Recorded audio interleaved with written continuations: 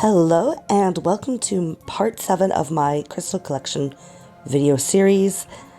If you haven't seen any of the previous videos, you should probably go check that out because I will be explaining and going into details with some crystals, and some I won't because I've already explained them in those videos, so it'd be good to get an idea of what I'm talking about. But without all out of the way, let's just jump right in. We're gonna start this off with a piece that has an interesting feature, which is my Rainbow Obsidian Medium Sphere. That special feature is actually when you flash it like this with the light. Do you see it? Yeah, this is where the rainbow in Rainbow Obsidian comes from.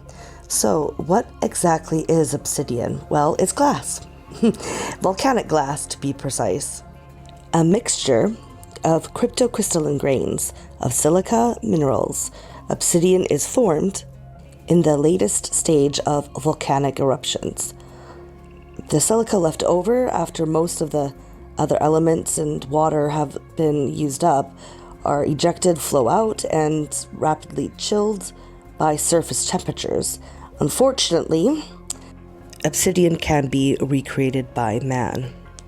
And when I say that, that means they have the ability to create obsidian without being able to detect which is natural or which is man-made. That is, if it doesn't have any inclusions present. And there's many variations that do have inclusions, causing different effects. One effect is this rainbowing effect of multicolored iridescence caused by inclusions of Heidelbergite, nanoparticles, and yes, it's natural and cannot be man-made, this rainbow obsidian. Then I have a similar piece that I showed in my last video, but this time with just different coloring, and that is my black, purple, rainbow amethyst small cut base. So I won't go into details since I basically already have. This piece, like the last rainbow amethyst I showed, this one also comes from Brazil. Next is going to be another one in my top 5 favorites. You've seen previously me talk about how Vivianite and Malachite's part of that top 5. But this is going to be the last one that I actually own. The other two that is like my faves, I don't even own. But I'm on the hunt, and that would be with Kunzite as well as with Purpurite. So I'm still on the hunt. Hopefully I will get them soon if I find some good quality. But yeah, so this piece though is the last you'll see in my top 5s, and that is Charoite. So this is my Charoite slab, and it's gonna be a little pricey because it does come out of one area, and that one area alone. That place being where the Chara River and Toka River confluence. I mean, it's even named after the Chara River, Chara, Charoite. And these rivers are located in Russia. And I just want to mention that I'd be very careful when purchasing Charoite because, once again, there's been shady practices surrounding wholesalers, because what a surprise.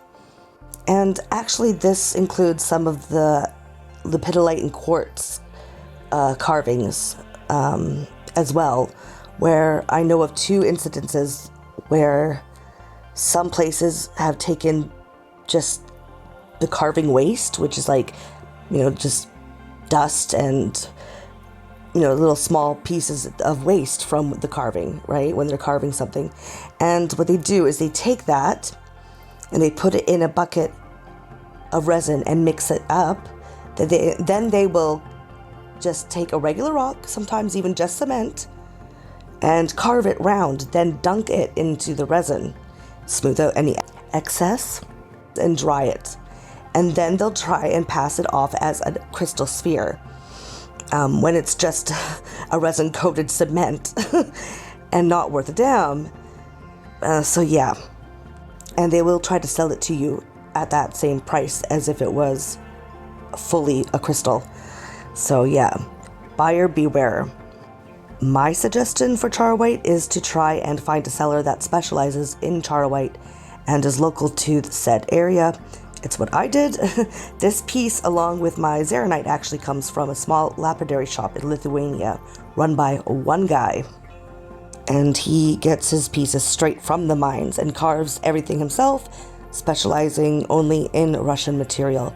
And just a side note, that Lithuania is right next to Russia, and so obviously you can tell that it's authentic char white, seeing that you have here one polished side, one just sanded, and then around it you can see the rough raw sides as well that runs through the entire slab.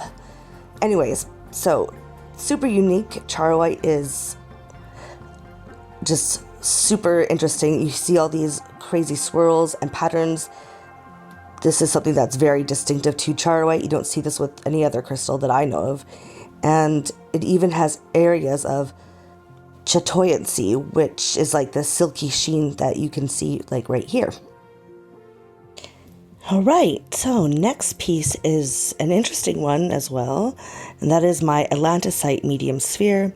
So what makes it interesting is it's a combination mineral with serpentine, which is the green, and stitchite, which is the purple part, that sort of spider webbing all around and throughout.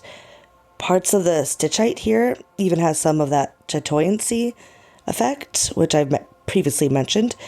And you'll notice stitchite, if it's high quality, that it does have that effect. So Atlantisite is found only in Australia and Tasmania, and also can be quite pricey, so just be aware of that. But yeah, definitely a cool looking stone. Up next is my Ocean Jasper with green Juicy small tower, and I won't go into too much detail about Ocean Jasper since, again, I already did in a previous video. I'll just point out how this piece has bigger detailed orbs, which Ocean Jasper is known for, so you'll see that better more so than you could with my sphere. Alright, next is, I would say, another interesting piece because it's also a combo, but this time it's a combo specimen, and that's my Cobaltocalcite Druzy with black dolomite and malachite inclusions specimen. So this vibrant pink coloring is due to cobalt inclusions, hence the name. So basically it's a variety of calcite. And the place is known for producing cobaltocalcite is the Congo in Spain. This piece here comes from the Congo, but it's not just cobaltocalcite, as you can see. It also has dolomite, which is the black parts, and the green, which is malachite. And malachite at the end here has really this smooth metallic finish to it, which gives this specimen something a little just extra to it. And then I have my pink petal agate with lavender pink druzy medium sphere. So most flower agate comes from Madagascar, and so does this pink petal agate, which is a relatively recent discovery that was found in 2018. And yeah, it's just really pretty.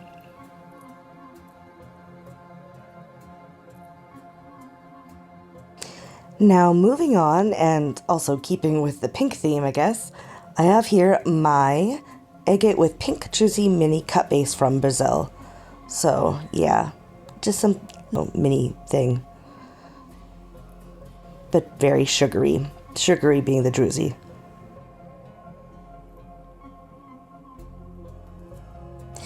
Then we come to my Starflash Rose Quartz small sphere.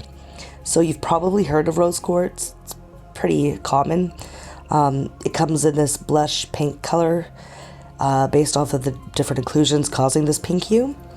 But have you heard about Starflash Rose Quartz? So maybe you have, I don't know.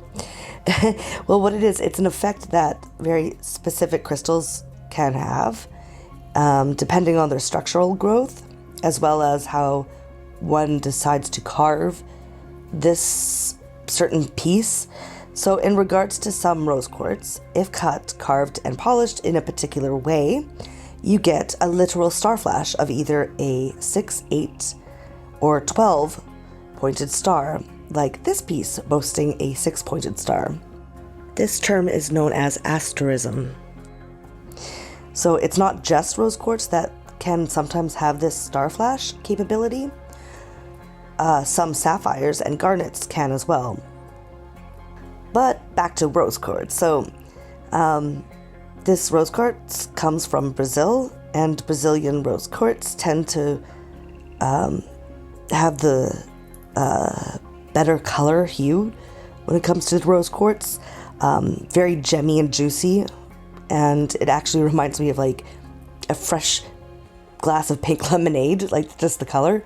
But yeah, very awesome, very cool. I love the fact it has a little star flash. Yeah.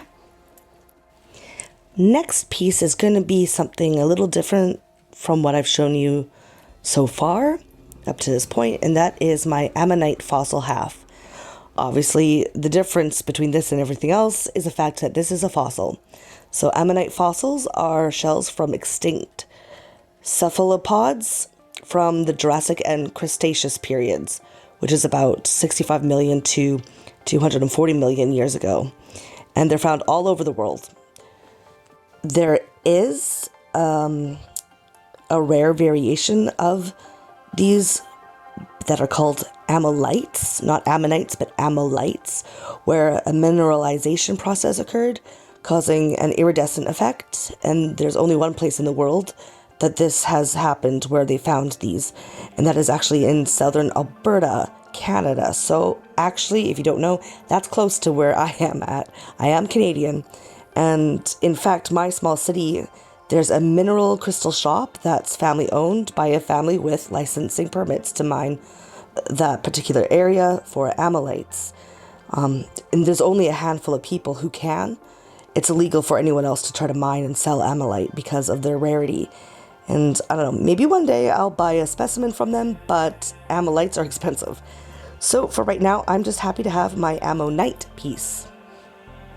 And actually, there is a place close by where I live that's called Ammonite Falls, and you can actually just go up there and try to find ammonites by digging around the trail and the waterfall, because it's waterfall area. But yeah, so it's something to think about. I haven't done that yet, but I have been meaning to get to that area just to try it out, test my luck. So yeah, maybe I'll find more to add to my collection. Alright, now we get to my lavender cubic fluorite on Grey Druzy specimen, which I think is just super cool how it forms in these cubes. Obviously my other specimen fluorites didn't, but this one does have these cube shapes, and you can even see some of these baby fluorite cubes spilling out of the sides here. I've talked a little bit about fluorite already, so I won't here, except I will mention where this particular specimen comes from, and that is Spain. However, fluorites have been found in many, many, many places all over the world. So yeah, that is all that I have to show you today.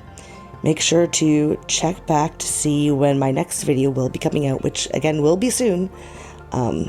Yeah, so I will see you then. Bye!